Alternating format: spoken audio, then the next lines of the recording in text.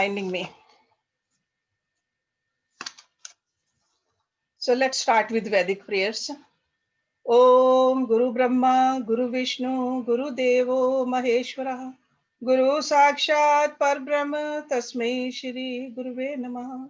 Om Bhubhuva Swaha, Tatsavitra Bhargo Devasya Dhimahi, Dhiyo Yo Nah Prachodayat, Asto Ma Satgamya, Tamso Ma Jyotirgamya, Mrityurma Amritam Gamya.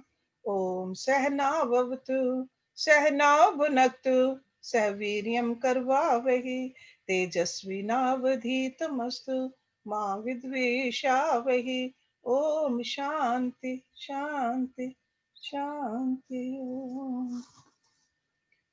So today is our Astavakra Gita day, and we are on chapter number 18, and we ended our class with verse number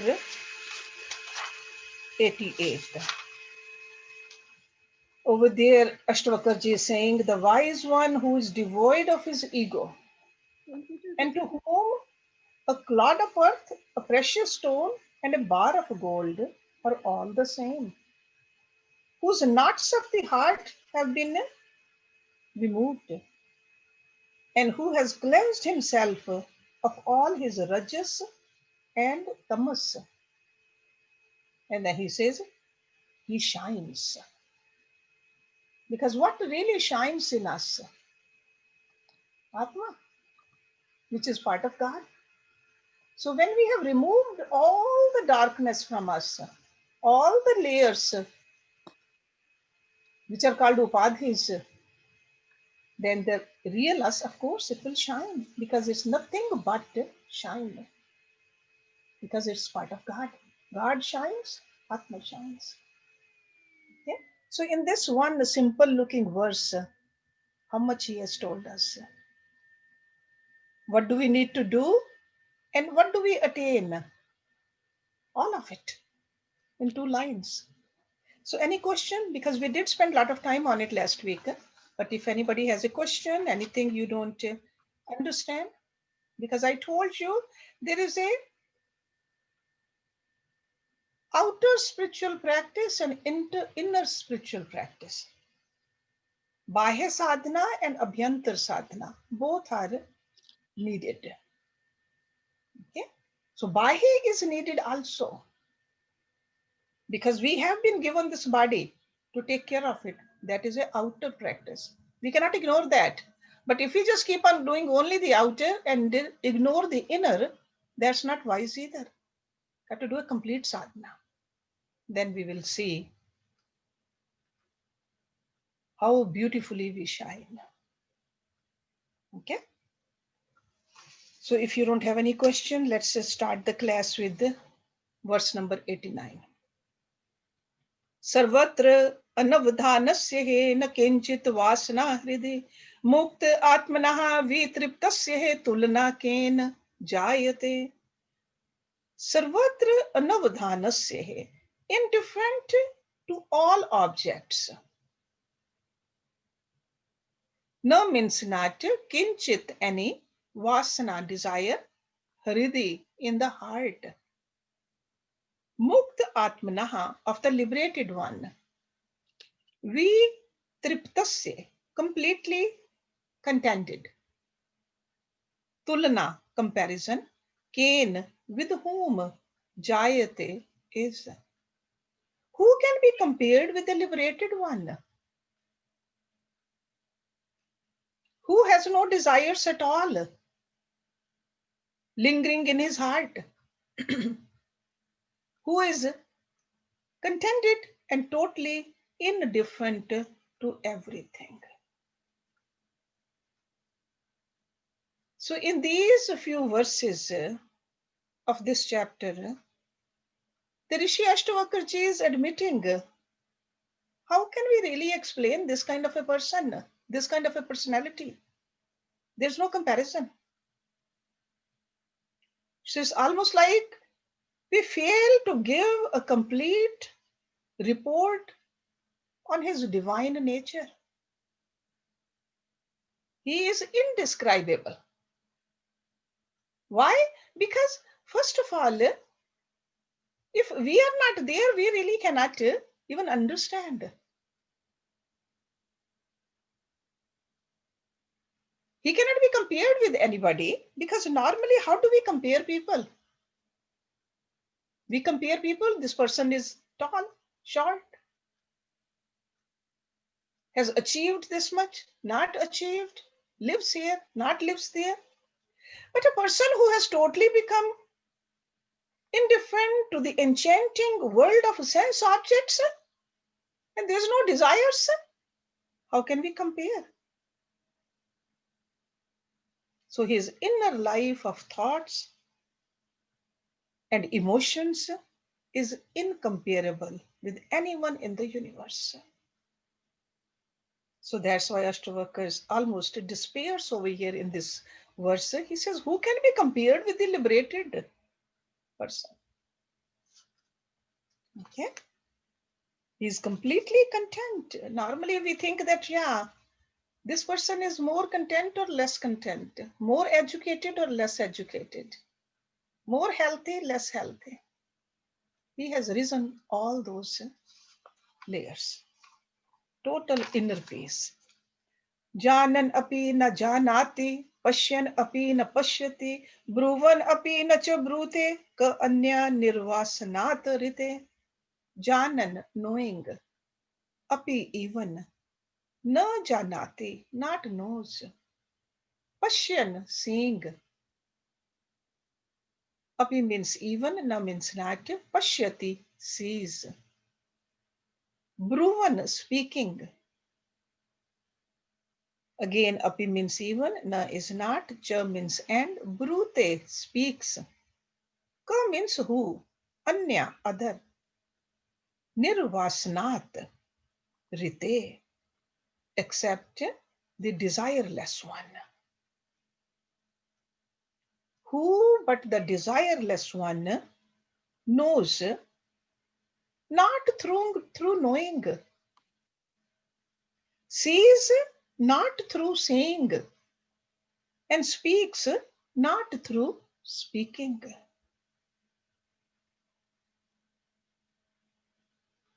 It's like a unique nature of a man of perfection. Because we are known what we speak.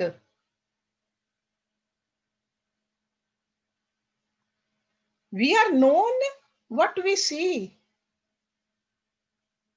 This person is egoless. Because sense of doership, a sense of enjoyership, he has transcended.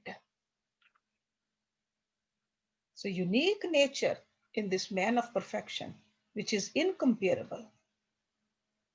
So not only he has gotten rid of all the desires, but there's no ego at all. This is what it really means. Egoless personality. Because our descriptions of another personality is always the description of the person's ego. Whenever we try to describe, this is the name, this is the gender, these are the achievements, this person, all this does not belong to him. He is not attached to them. He has transcended his sense of individuality. And he has merged into the Brahmhood. So that's why we cannot really describe him as we would describe another person in the community. Because we can always say that this person speaks so well, this person thinks so well, this person has done so much seva. So we describe like that. But the life history of a saint is impossible to write. We cannot write completely.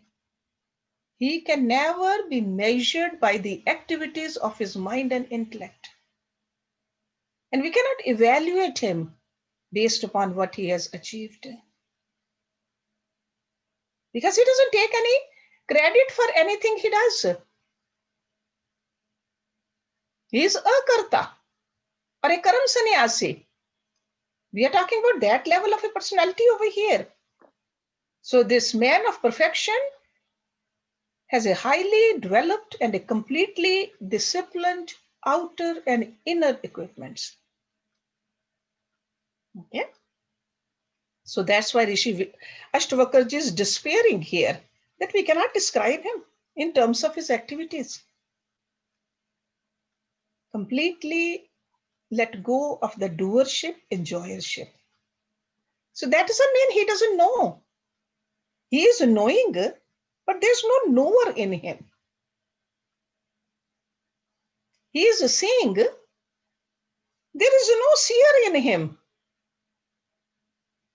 And he is speaking, there's no speaker in him. We are reminded of a famous words of a Kavalya Upanishad over here.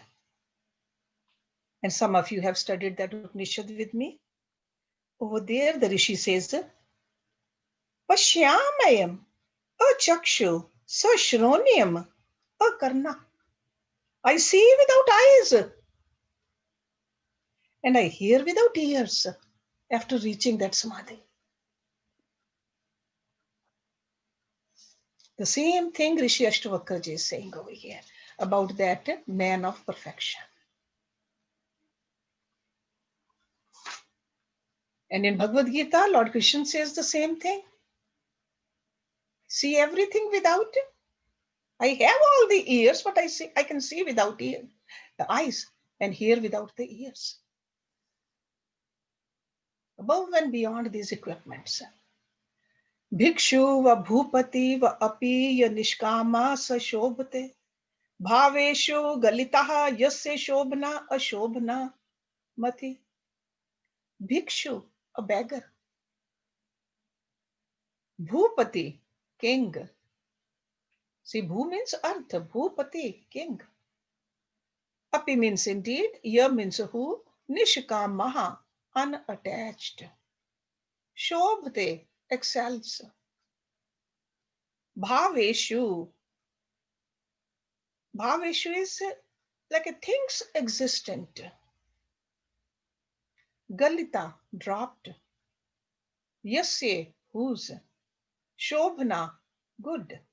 Ashobhna, evil. Mati, that means a view, somebody's view. Mati. May he be a beggar or a king. He indeed excels who is unattached and whose view of existent things has been freed from the sense of good and bad, good and evil. So from the self, through the self-realized person can only be conscious of the self.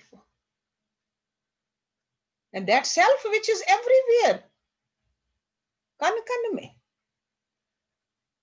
So all he sees is God everywhere. See, just like a goldsmith sees only gold in that jewelry which is made out of gold. He doesn't perceive anything else.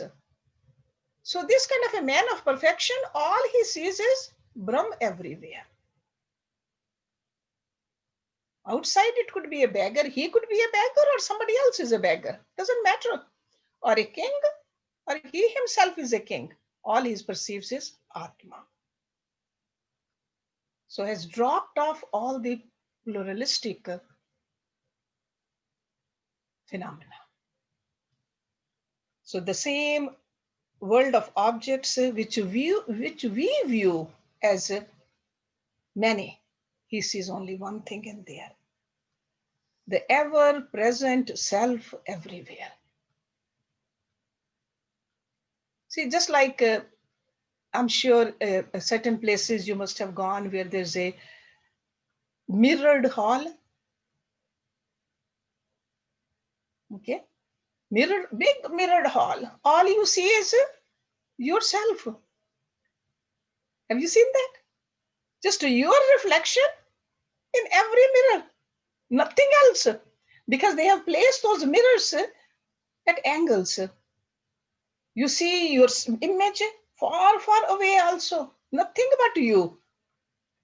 The same way, when the spirituality is awakened, a person sees nothing but the self.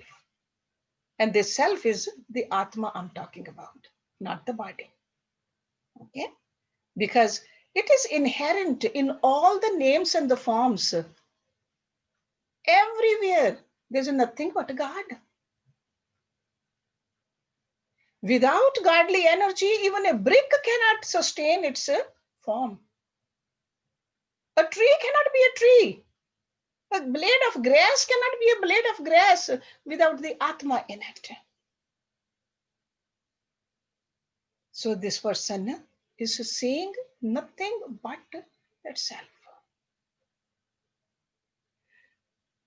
There is another beautiful Upanishad where it says that very same objects that increase desires and passes in the foolish mind, those very same objects of enjoyments provide the man of wisdom with total dispassion. So that means a foolish man is running after the objects. A wise person is not even looking at the objects. Totally dispassionate. Because he sees the sameness everywhere.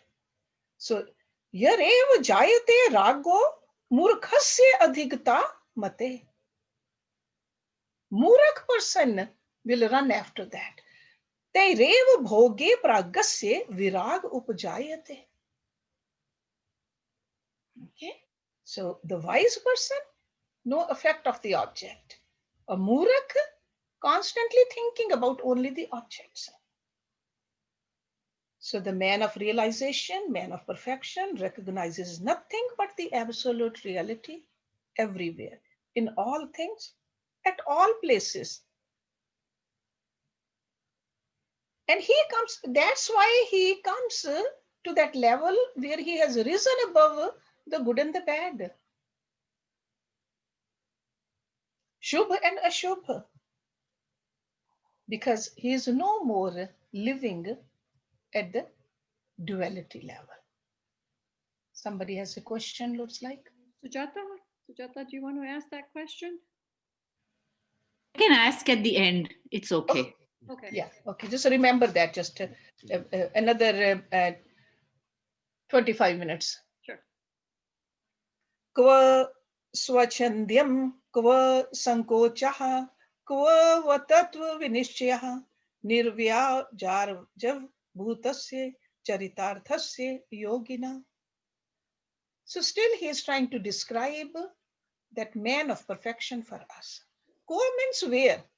Swachandyam, promiscuous nature. Swachandam. Ko means where? Sankoch, restraint. Tattva vinishchyaha, determination of truth. Tattva means the truth, the essence. Vinishchya, determination. Nir vyajarjvam bhutasya. Who is the embodiment of the innocence?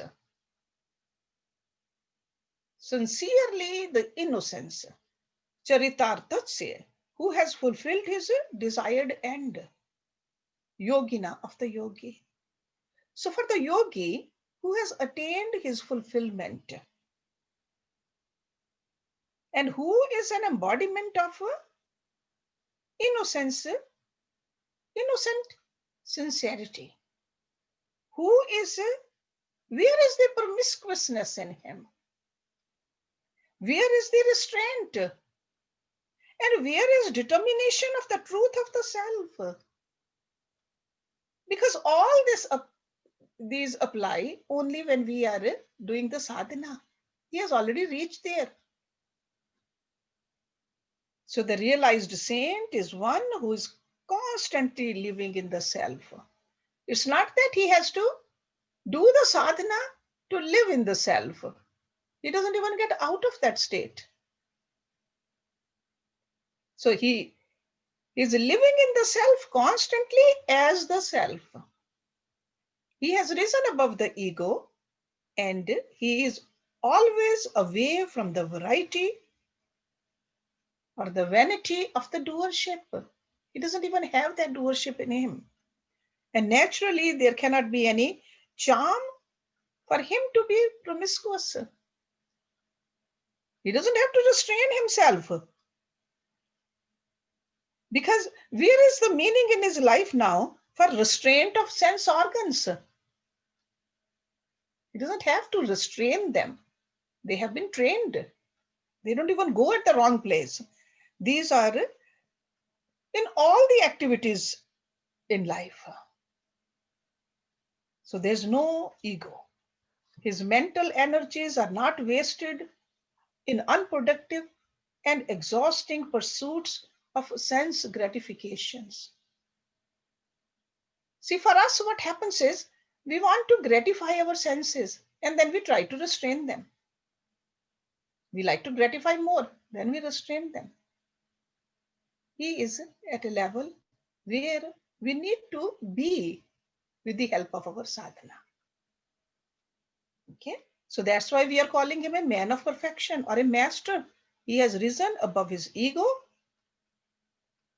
We cannot judge him with our ethical standards.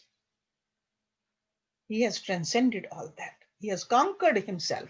This is what in simple language, when we sing the bhajans, or even in Bhagavad Gita, when we read Vijitatma, okay, or Vijit Indriya, those are like a restraining of the senses, restraining of the mind to reach there.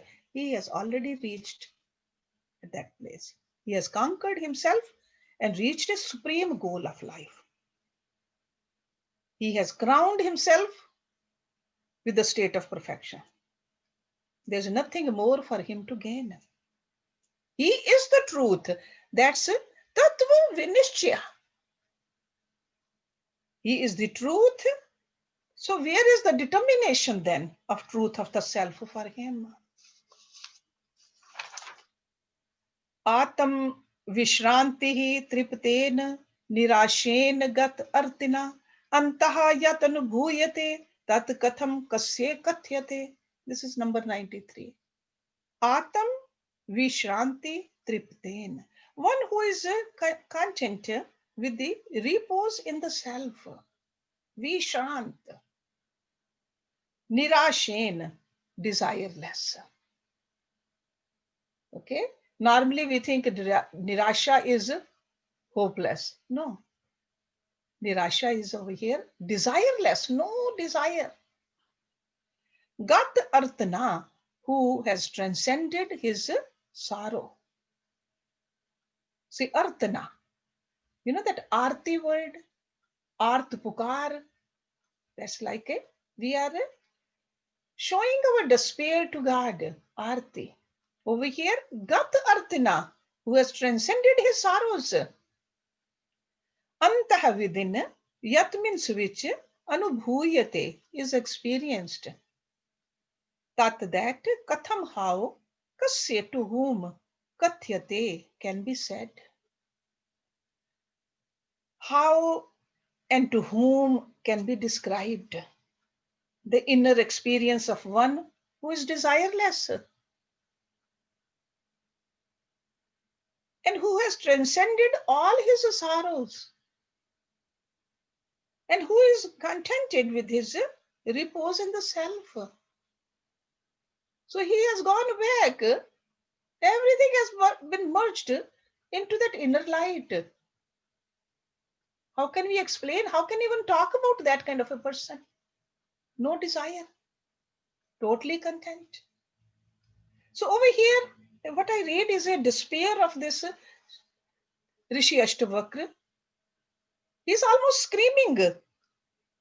And he is realizing more and more that his inability to communicate or even describe to his brilliant student. To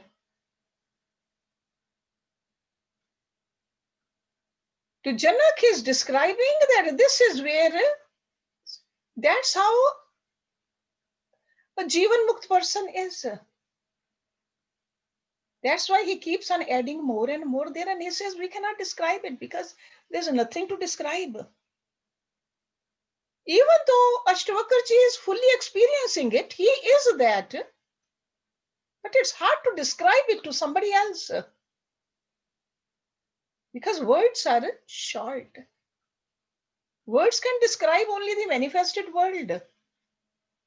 Words are limited. Limit cannot describe the unlimited. It only can point towards it, and this is what he's giving us, pointers.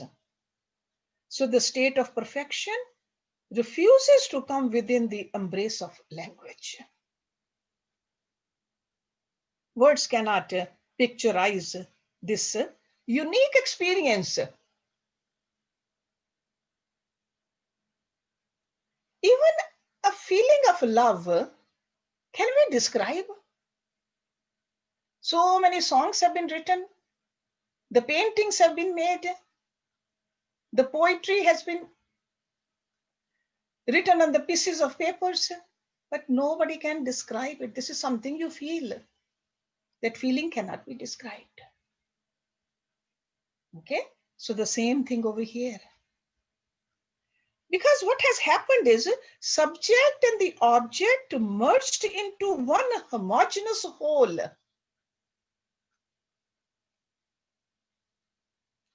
Upanishads also, they despair in their inability to express this transcendental nature of the supreme reality. Taittiriya Upanishad, the Rishi cried out, Yato vacho nirvatante aprapye manasa saha. That Rishi said, the realm of reality is there from where the mind, along with the speech, returns disappointed. How beautifully it's said. No matter how sharp the mind is, or how eloquently you know how to speak, it just returns back. Yato vacho nirvatante aprapye manasa saha. Saha means with. With the mind, the speech, it comes back. Cannot describe. So in other words, the truth transcends the mind and other equipments. And these equipments are of no use in the perception of the self. In the Mundak Upanishad, we learned, he says the knower of the Brahm becomes Brahm. Brahmev, Brahmvid, Brahmev Bhavati. So that's why naturally teacher asks how we can describe such a master, such a perfect person. To whom can we describe him? Who will understand that state of transcendence? Suptaha api na sushuptoho, cha swapne api shayitana cha, jagre api na jagrati, dhiraha triptaha, pade pade. This is number 94. Suptaha, asleep. Api means even. Na sushuptahu, not in a deep sleep. Cha means also swapne, in dream. Shayata, lying. Jagre, in waking state. Api means even, na means not. Jagrati, in awake. Dhiraha, the wise one. Triptaha, contented. Pade pade, under all conditions. The wise one is not asleep, even when in deep sleep. He is not lying down, even when dreaming. And he is not awake, even in his waking state. He is contented under all conditions. We are all familiar with these three states of consciousness: Jagrat, Swapan, and Sushupti. We are familiar with these terms because we go through these every day.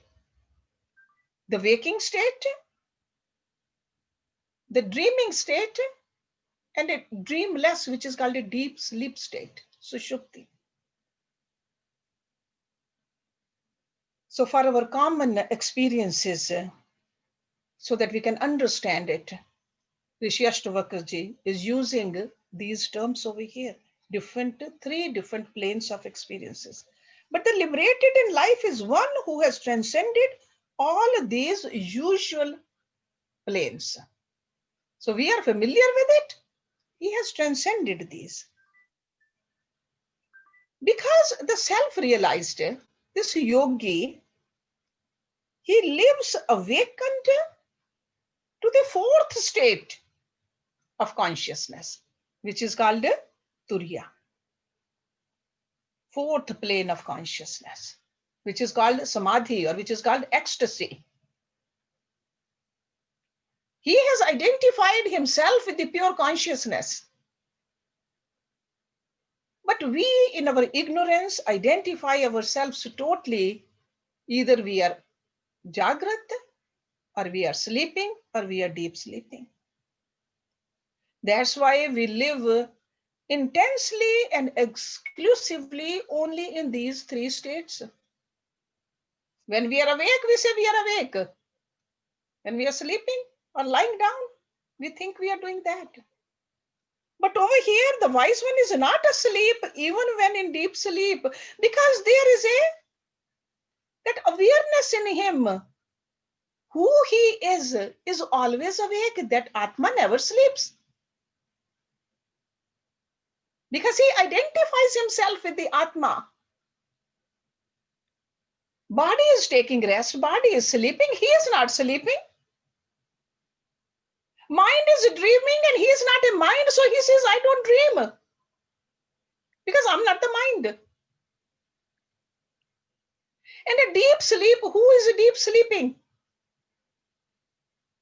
The subtle body is deeply sleeping, so he says, I'm not that either.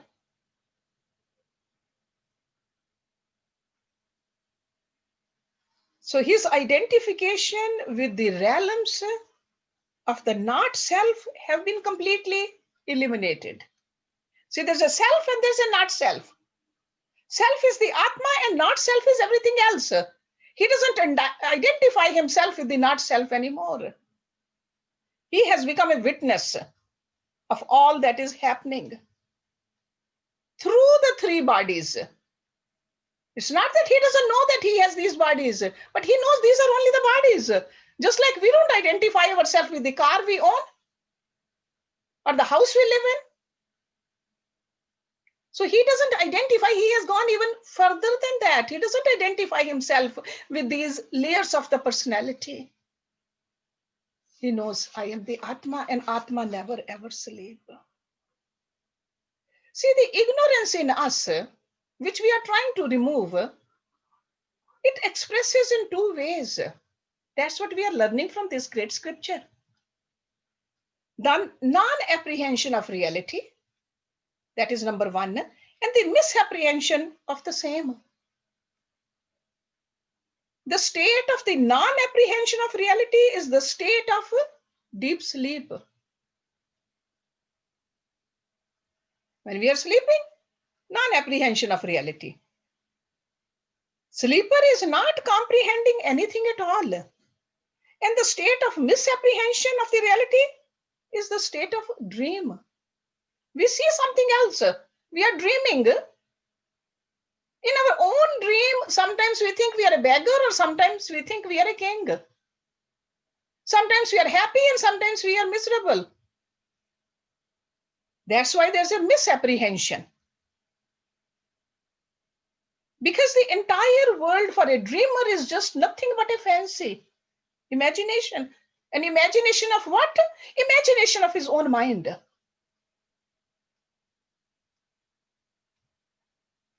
So over here, the entire human life is composed of only two states, dream and deep sleep actually. Because according to the Vedic way of thinking, Vedic philosophy, waking is also is kind of a dream. Don't we say this is a dream? So some people say there's only two things over here. But this person has become a witness of all happenings in all the three states of consciousness. So whether we call this waking as a dream also, or whether we want to call it a 3 states, the way Rishi Astavakra ji has put it in this verse, Jagrat, Swapan and Sushupti. He has become a witness to all. And there is a technical term for this, Avastha Traya Sakshi. Traya means 3. So this is again, it comes in other scriptures also, this term, Avastha Traya Sakshi, that he is the witness of all the 3 states of consciousness, waking, dream, and deep sleep. Okay. And who is the witnesser? That is the self. And he is identifying himself with the self now. So when we experience of the self, misapprehension cannot happen then. Misapprehension is because we have not realized that yet. We have not experienced it. Because we still have a lot of myness and I-ness. This is me, this is I, and this is mine. So myness and I-ness. So he has transcended all that. He is fully awake, okay, to the reality.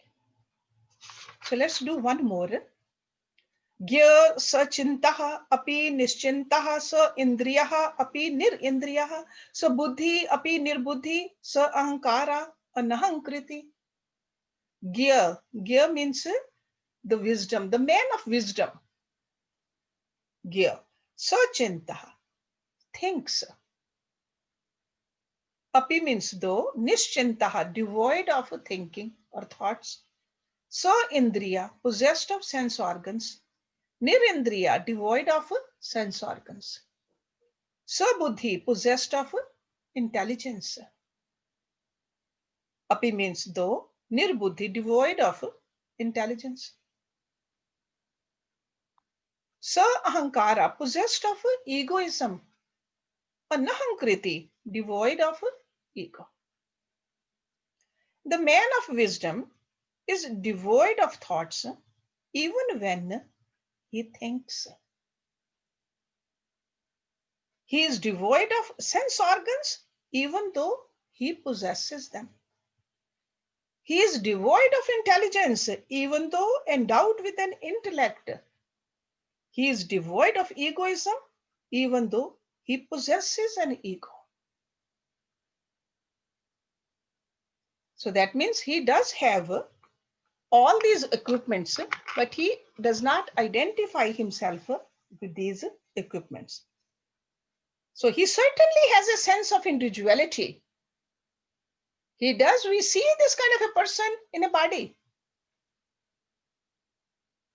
It's not that this kind of a state will come after we die. No. This is needed to be attained through the sadhana while we have this beautiful human body. Okay. So the wise man, no sense of identification. So that's why this is almost like a language of contradiction the Astavakra ji is using. No sense of doership in him. So this is what you should take it, that he has it, but no sense of identification with it.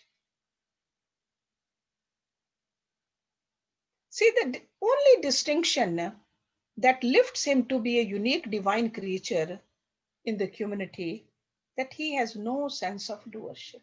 See, we do something and right away we want to take the credit for it. Or even if something has bad happened from us, we will like to stay away from it. No, I didn't do it, or I did not mean it. This kind of a person, enjoyership, doership, identification with all these equipments, he has risen above. So no sense of ego. So continuous experience of the self. Continuous. See, what happens is, if we look at it, our life, if I see something The impression is in the mind, and later on what we say, I saw. If we just look at it, I see, move on. This is how this kind of a person does. No lingering thoughts. That is like a living in the moment.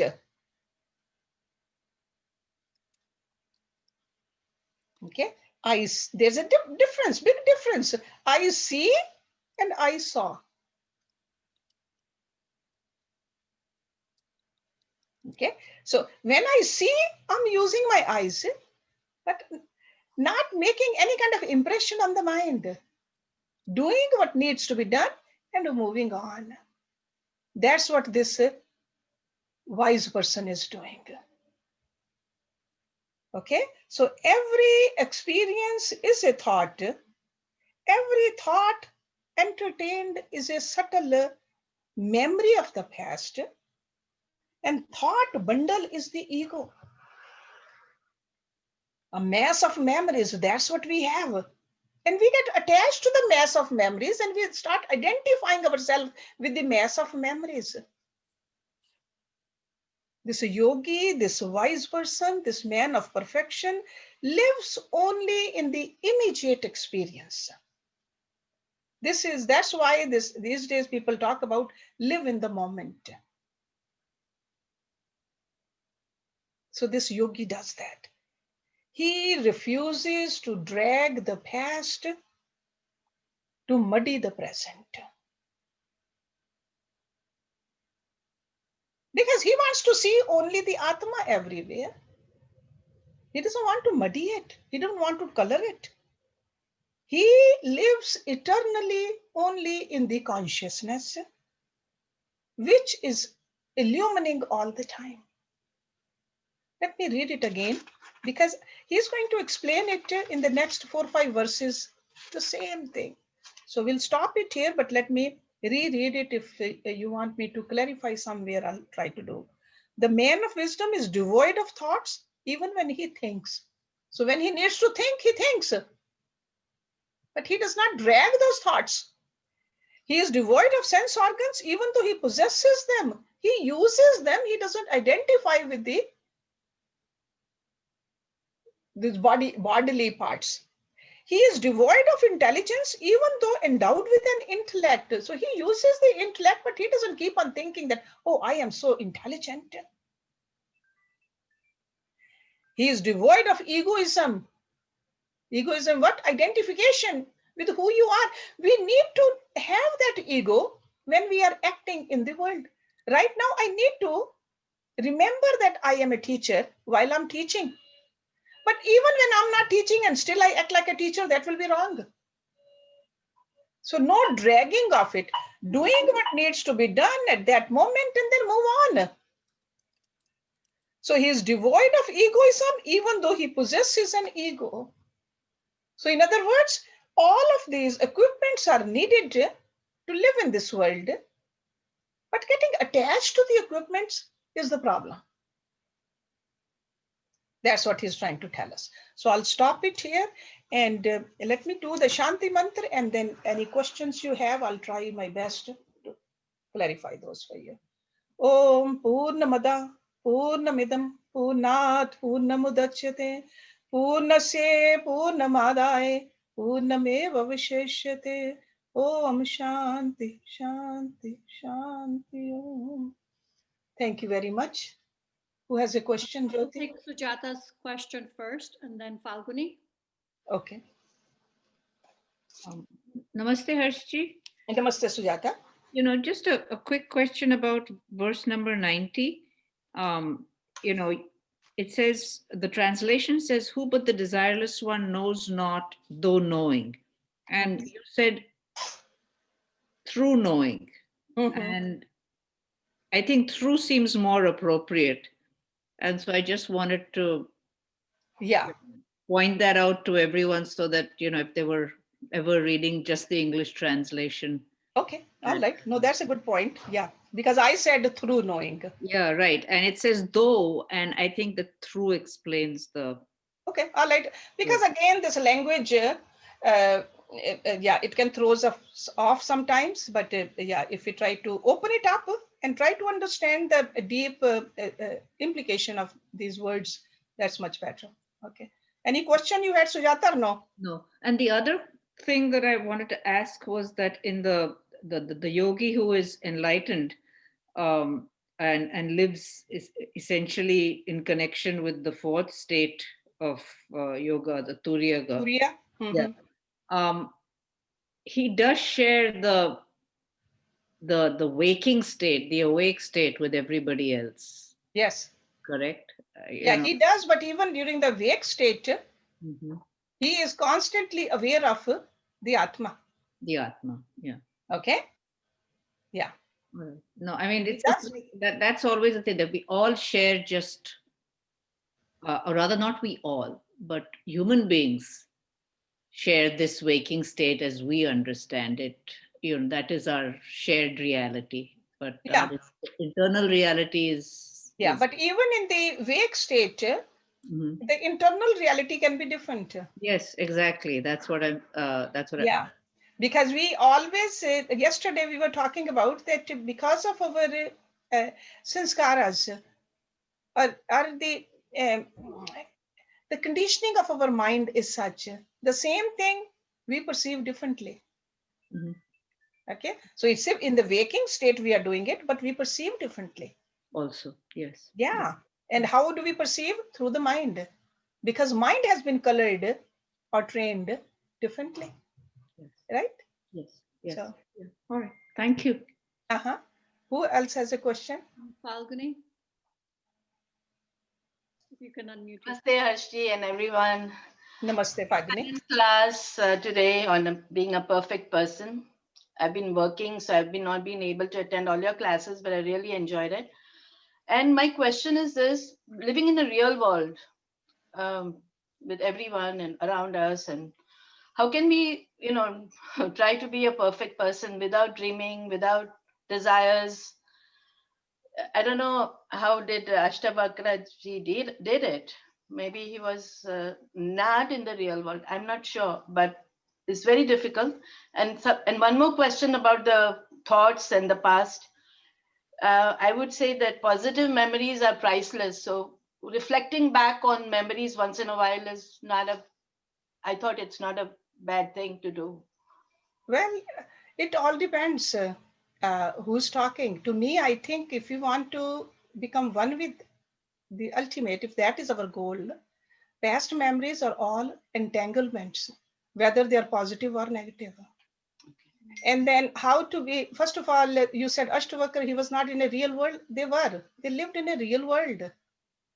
Wow. King Janak, he was a king. Yeah, he had wives also, children also, kingdom to take care of also. All this is doable. Otherwise, we are saying that no, it's not for us, it's only for the people who are in the jungles. No, all of this is for us to practice. But we cannot just jump up there, what he's talking about. He is really describing the man of perfection for us. Let's start where we are. Look at how much tamsikta we have. Yeah. How much attachment we have with our layers of the personality, the body, the mind, the desires, the intellect, the achievements. Do we identify ourselves with that so much? Try to reduce it, prune it. That's what the sadhana is. Okay. Let go of the tamsikta and the rajsikta. Cultivate more and more satvikta. This is all for us. This is all for the... Nothing over here is written which is not achievable. Otherwise, these great saints won't write it. No, it's very good, very good. Okay? But we got to start where we are. We are not up on the ladder yet, but let's just get rid of this tamsikta and the rajsikta from us. So basically, we have to be pure. Yes, but to be pure, see, Astavakra Gita starts where Bhagavad Gita ends. Okay. And then after this book is finished, we are going to start the next Gita, which is called Avadhut Gita. Oh, wow. Yes. And this is all doable. This is all we need to do. We need to practice. Yes. That's why we, in these classes, we study Bhagavad Gita also. We study Bhagavad Puran also. We study Ramayana also. Okay. So just before I move on to the next question, remember 3 things to do. Reduce the desires. Reduce. If we have this much desires right now, New Year is coming starting tomorrow. Just make it a resolution. This year, I'm going to reduce my desires. You should know what your desires are. Write them down. I'm going to reduce them. Change the color of the desires. So reduce the quantity, increase the quality. And third thing, just make sure that your desires are taking you towards your ultimate goal. If your desires are taking, even if there's a small amount of desires, if they're taking you away from your goal, stay away from them. Okay? Yes. Thank So you. this is something we need to practice. Okay? Yes, Shruti. Manju, I believe Manju Gupta. Namaste, Hershji. Namaste, Manju. Okay, I have a question, Hershji. When he described all the 3 states of waking, sleeping, dreaming at that time. Okay, dreaming के बाद भी जो हमारी तुरिया अवस्था है, उसमें we are not aware of any our body or anything. Only the consciousness is awake, right?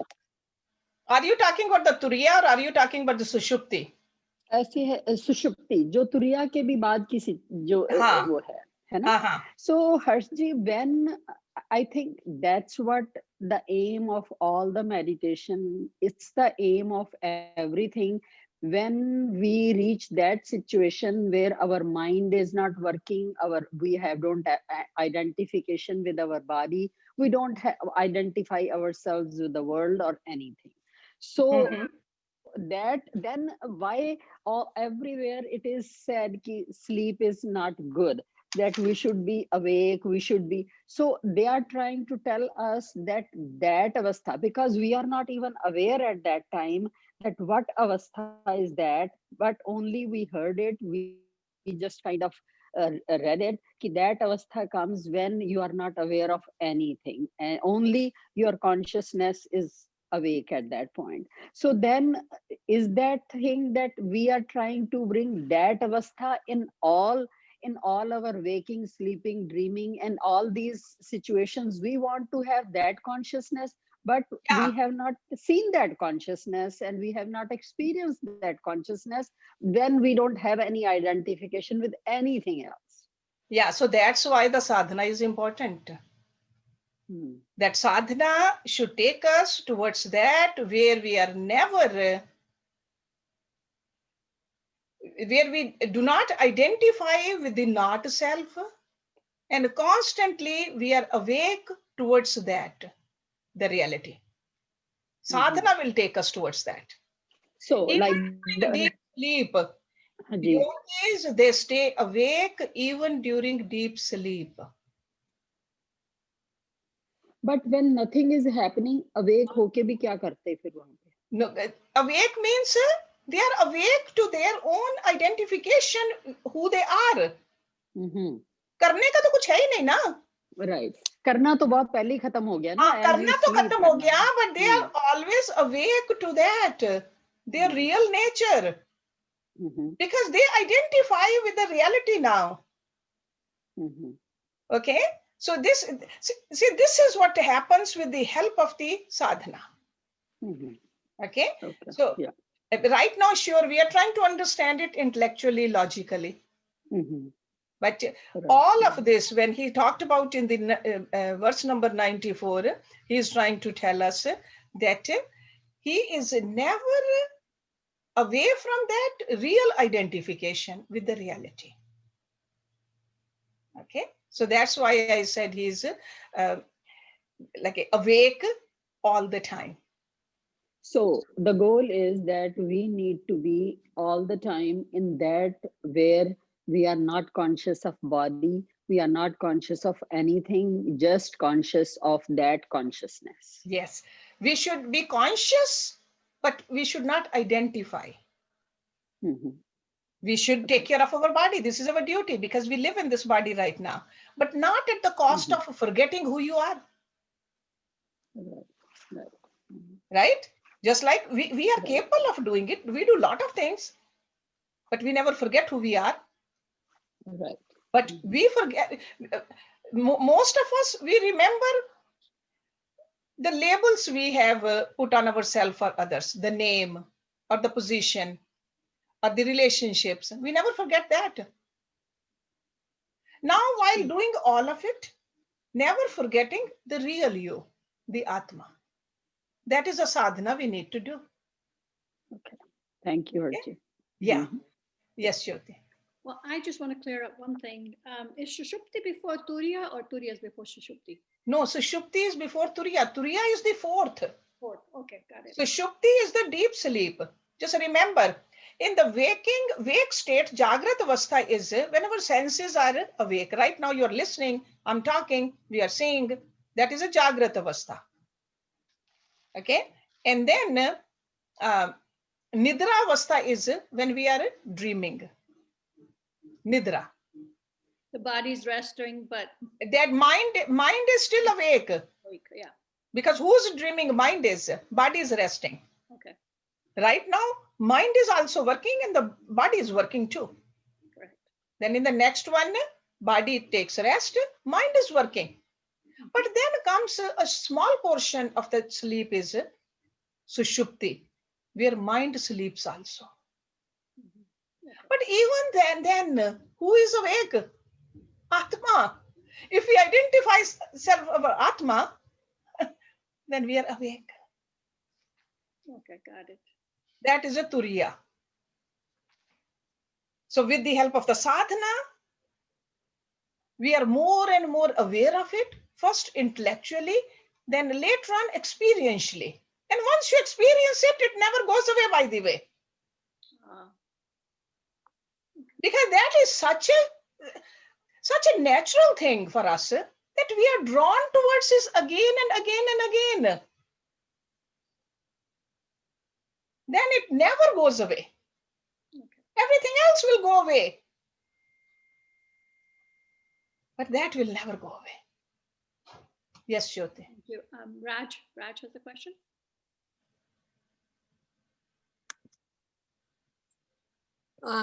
Namaskar, Hershji. Namaskar, Very Raj. good class. One question got answered just now. Even I had a question on Turiya and Sushupti. I have one other question. I forgot. You mentioned the yogi doesn't know the three bodies. So that's gross body, subtle body, and what's the third body? Causal body. Causal body. Okay. See, there is a Sathul Sharir, Suksham Sharir, and a Karan Sharir. When you understand it in the Sanskrit language, then it becomes very clear. Yeah. Sathul is, hey, what I can touch, what I have been pampering, polishing all my life. Subtle is, Suksham is, that man buddhi, chitta inkar, that's a Suksham. And what is a causal? Karan. जो कारण था इन शरीरों को मिलने का, because of what I am here, and that is ignorance, avidya. So causal is deeper than subtle. Yes, causal is deeper. Causal are all the vasanas which have been just gone inside my chit, and I need to get rid of those also. I need to get rid of the cause, because of which I keep coming back again and again and again. Because there has to be a reason that I'm here in this body. Yeah. So that is the cause. Because of that, I got certain mind. Mind got shaped because of that. And because of the mind, I came into a certain body because I wanted to experience it. Because some experiences can be experienced in a certain body. I always give you the example, if somebody wants to eat and eat and eat here and there, wherever, This time maybe in a human body, next time they can be in a pig's body. As a human body, we can eat so much.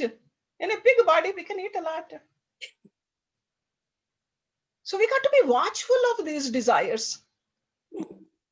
Got it? So causal body is, Yes. it's subtler than the subtle body. So you said it right. And the yogis, they get rid of this causal body also. Thank you. That's why we say with the roots and the branches, because the roots are this causal body is the roots. Mhm. If we keep on pruning the leaves only and the twigs only, they'll come back again. But if we just get rid of the roots also, then there's no tree and no leaves, no fruits, no seeds. So that's what we need to do. Thank you. Thank Okay. you. Good questions you guys have. Hersh, Thank you. Paula. Last question. Rita. And after that, who is singing today? I can sing. Rita can sing. Okay, all right, good. So, Just okay. one question, Hershji. We were talking about the causal body. So like our karmas are also part of the causal body then. That's why we are here. Karmas, manifested karmas come from the causal body. But causal body is such a vast ocean for us. Some karmas have come. Some seeds are still there. So with the yogic sadhana, we want to roast all the seeds that they don't sprout again. Karmas do come from that. Not all of them though. Okay. Who else has a question? That's it. If Rita, Urmilji wants to do her recite a little poem she wrote, but after Okay. after the bhajan. So Rita ji, if you're ready. Okay, Rita.